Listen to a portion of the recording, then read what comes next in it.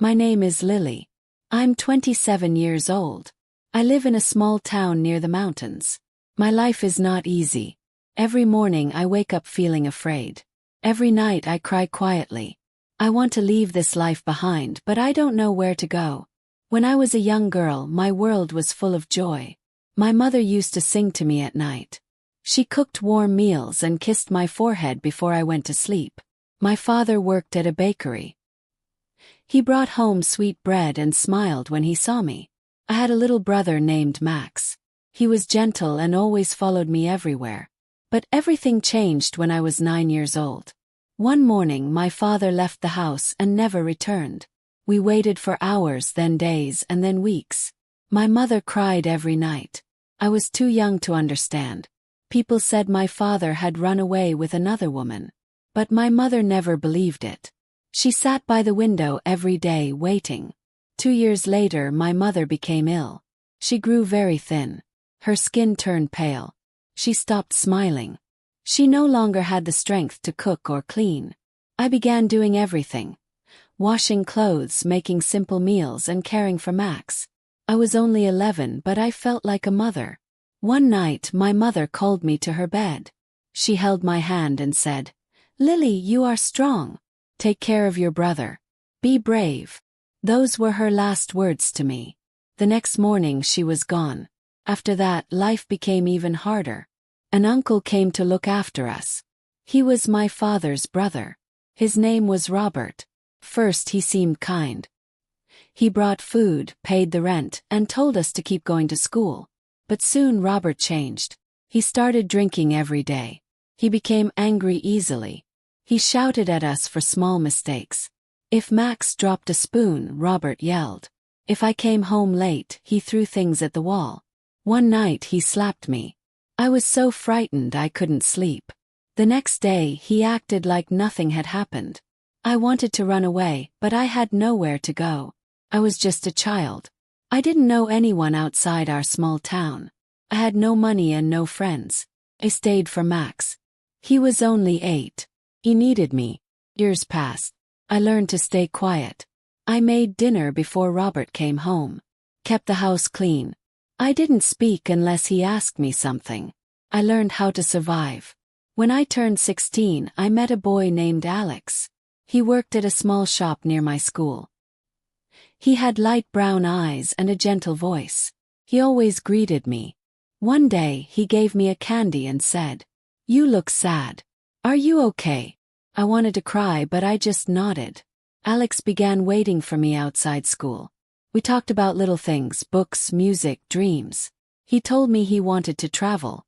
He said he hated the town and dreamed of seeing the world. I told him I wanted the same. He smiled and said, "Then come with me."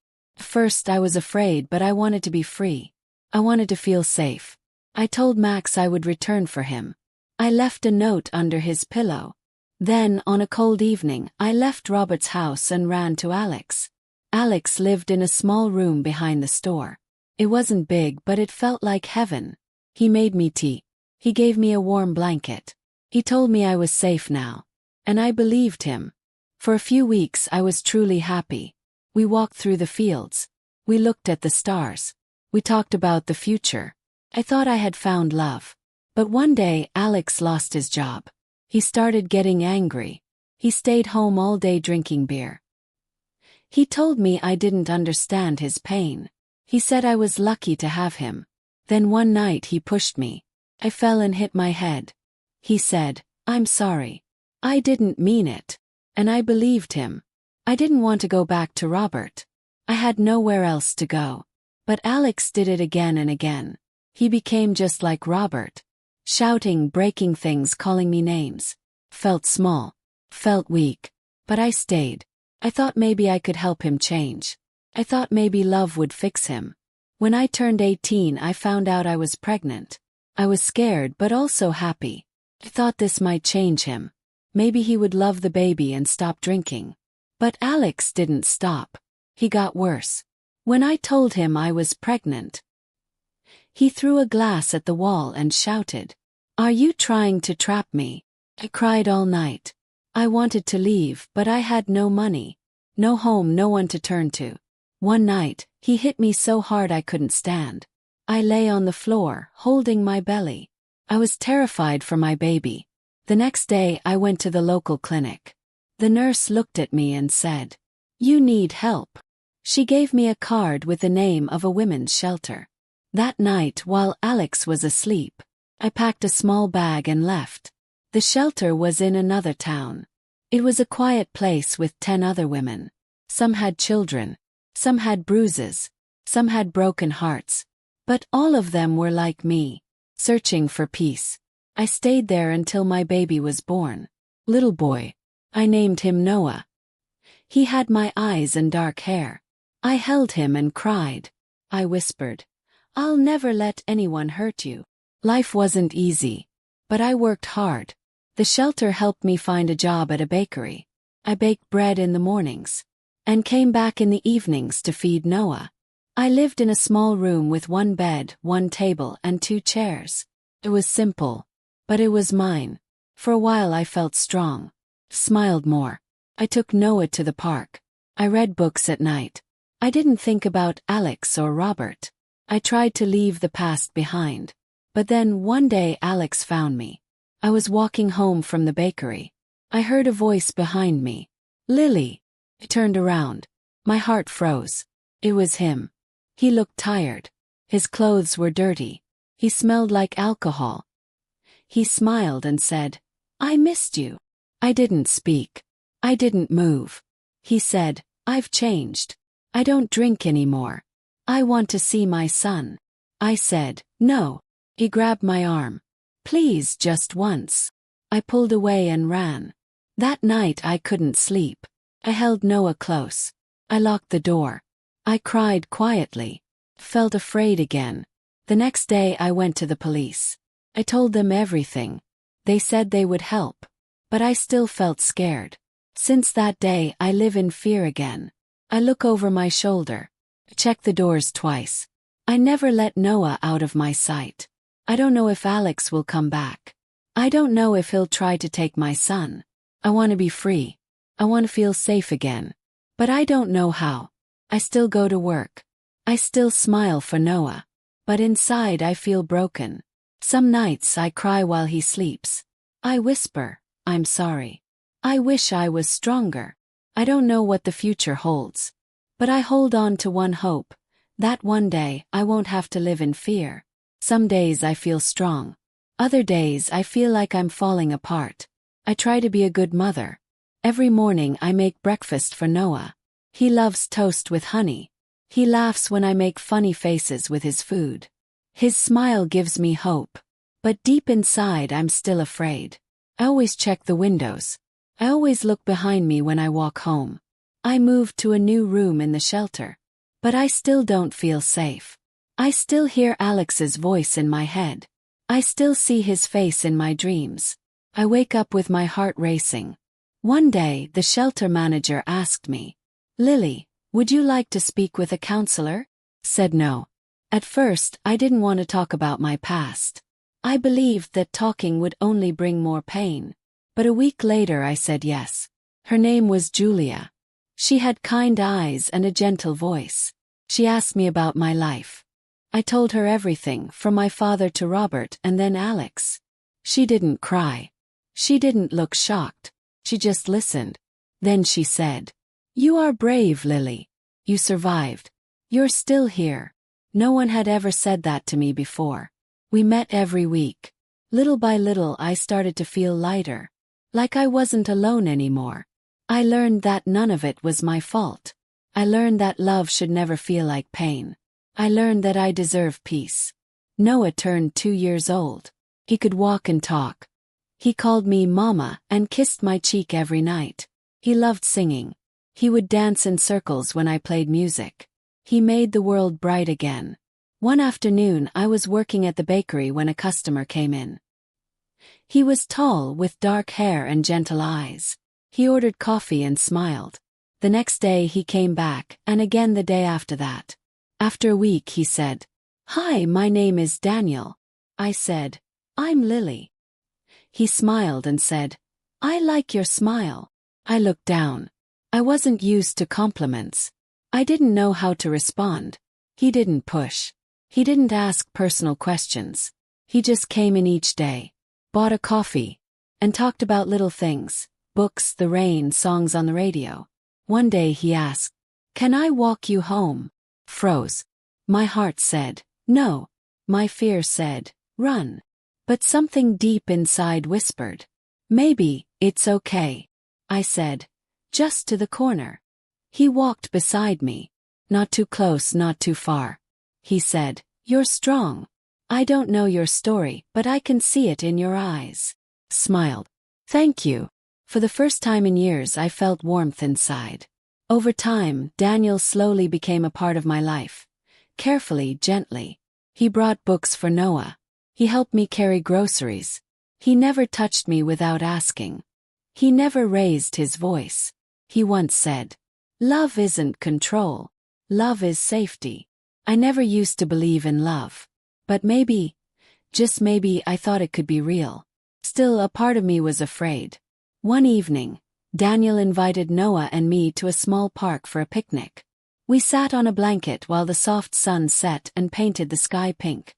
Noah laughed, running after butterflies. Daniel looked at me and said, "You don't have to be afraid anymore." I'm not him. I wanted to believe him. I wanted to trust him. But it's hard to trust again when your heart carries so many scars. That night I had a dream. I saw myself as a little girl, holding Max's hand.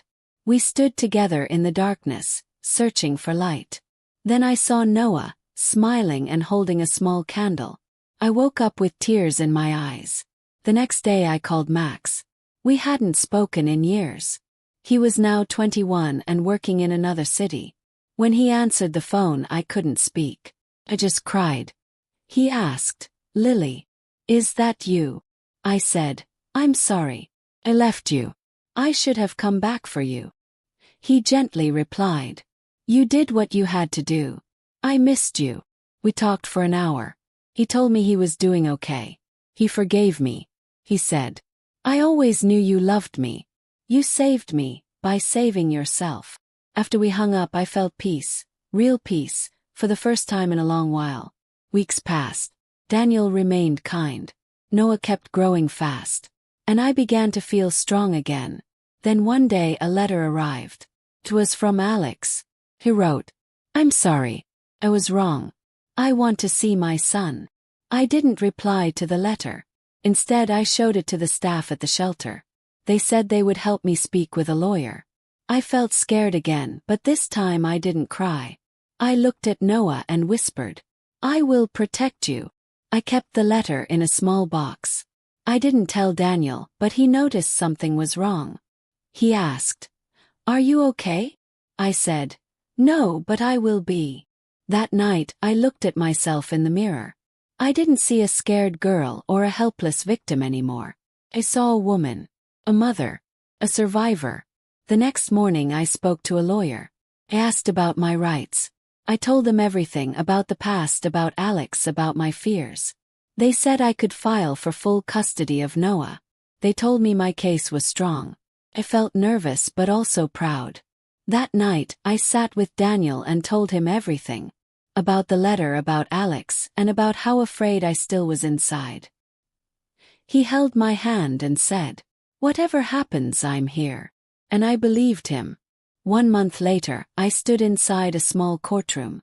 Alex didn't show up. Only his lawyer came. They asked me questions. I answered clearly with a strong voice. I had papers, pictures, and all the proof I needed. The judge listened carefully. After 2 long hours, the judge finally said, "Full custody is granted to Lily." I cried, not from sadness but from relief. When I came home, Noah ran into my arms. I picked him up and said, "We're safe now." That night, I burned Alex's letter. Days turned into months. I moved out of the shelter and into a small apartment. It had 2 rooms and a tiny kitchen, but it was ours. I painted the walls yellow. I placed fresh flowers by the window. For the first time in years, it felt like a real home. Daniel visited often. He never rushed me. He gently said, I'll wait until you're ready. One quiet evening we sat together on the porch. Noah was asleep. The stars sparkled above us. Daniel looked at me and said, "Lily, I love you. Not because of your past, but because of the strong, beautiful woman you are today." I cried, but not out of fear. Cried because I felt love. Real love. I said, "I love you too." It wasn't a perfect story. Life was still challenging. I worked 2 jobs. Sometimes I still had nightmares. I still checked all the locks before bed. But I wasn't afraid anymore. I started writing my story. I wanted to help other women. I wanted to tell them, "You are not alone. You are strong. You can survive." I began giving talks at the shelter. I sat beside women who cried the same way I once had. I held their hands and said, "There is hope. Look at me." I didn't erase my past. But I didn't live in it anymore. Now I live for today. For Noah's laughter. For warm bread in the morning. For peaceful sunsets with Daniel. For quiet nights and soft blankets. If this story touched your heart, please like, comment, and share. More emotional and inspiring stories are coming soon.